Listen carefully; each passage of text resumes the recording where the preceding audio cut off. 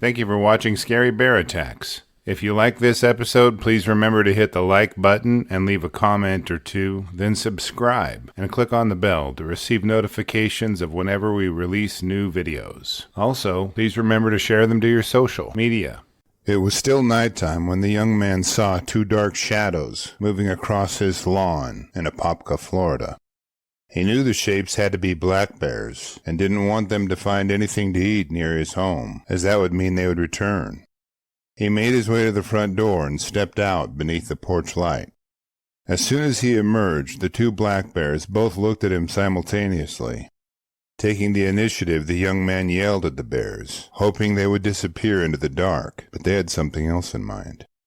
One of the nearly grown bears dashed up to him, closing the distance in a matter of a split second.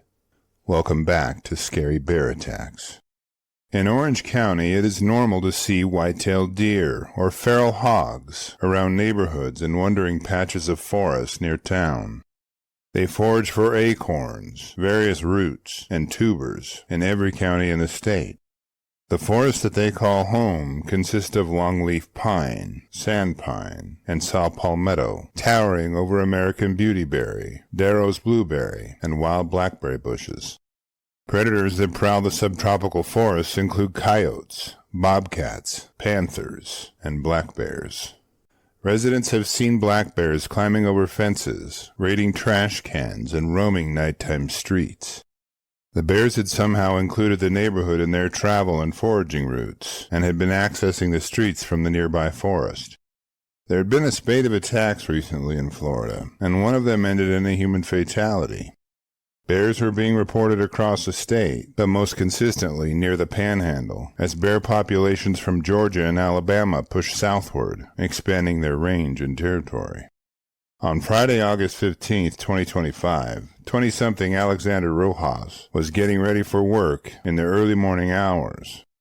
His home is near Wekiwa Springs, which abuts Wekiwa Springs State Park to the north, with its 42 square miles of uninterrupted backwoods.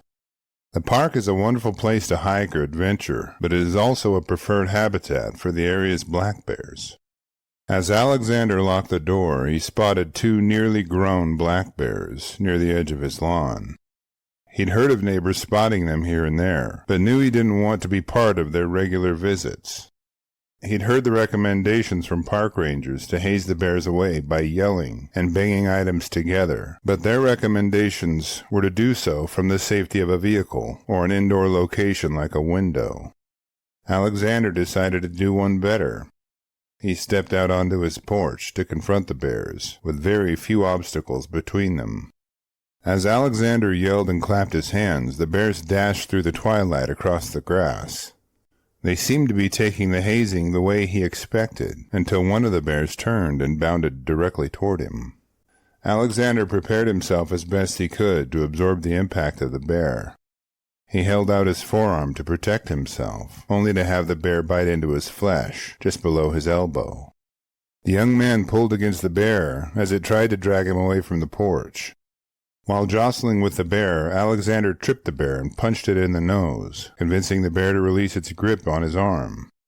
Now painfully gashed by the bear's teeth and scratched by its claws, Alexander took the opportunity to take a running leap over a parked car. Now modern conventional wisdom says that running from a bear can trigger a predatory instinct in the animal's behavior. It may take after a fleeing human being, for nothing more than they appear to be a prey item. But at least in Alexander's case, the experts were proven wrong. Maybe it was his youthful vitality, or perhaps it was due to a surge of adrenaline, but either way, the young man sprinted down the street, away from the bears. Now alone and in the darkness of the street, Alexander knew he needed help, and dialed his most trusted source of it, his girlfriend. She listened as a panicked Alexander told her to bring towels, because he was bleeding all over the street. Alexander was rushed to the hospital, where puncture wounds and gashes on his forearms and his ribs were cleaned and closed with sutures before bandaging. Doctors feared he may suffer from tendon or nerve damage in his wounded arm, because he didn't have complete use of two of the fingers on that hand. He's been referred to a hand surgeon for follow-up, despite not having health insurance. Pictures of Alexander's wounds would not pass YouTube guidelines, so I've posted them on our Patreon account, along with a link to the video of the confrontation. Let me know what you think of them when you get a chance. For some reason, Alexander waited a few days to report the bear attack to authorities. They responded by setting out traps in the area, but the lapse in time between the attack and the reporting of it fostered doubt on whether they could find the culprits. At the time of this article, no additional information has been published regarding attempts to catch either of the bears. As for the bear's motives in attacking Alexander, it was likely acting in defense of a perceived threat, but may have been defending what it thought of as its feeding grounds. The bear was not protecting a cached animal carcass, nor was it defending cubs. Speaking of cubs, our Cub Tier membership on Patreon, linked below, will give you ad-free early access to our episodes, notes, and pictures. And the $3 per month goes a long way in helping me continue to produce educational and entertaining content like this. News reports indicated that the bears were juveniles, but the bear that can be seen closing in on Alexander on the video appears to be full-grown and likely weighing around 200 pounds. Stepping into the darkness to confront a predator that is black presents a very difficult situation for any person. In the dark, the bear can change direction suddenly, but the difference in their orientation cannot be discerned well. Alexander's attack occurred the same week Florida legislators were weighing restarting a bear hunting season in Florida.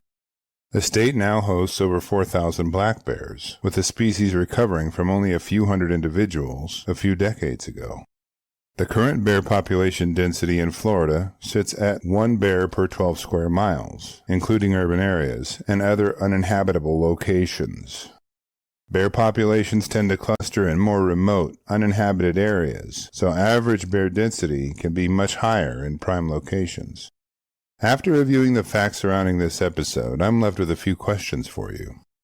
Does the fact that only one of the bears charged Alexander support the idea that bears have very different temperaments, similar to people?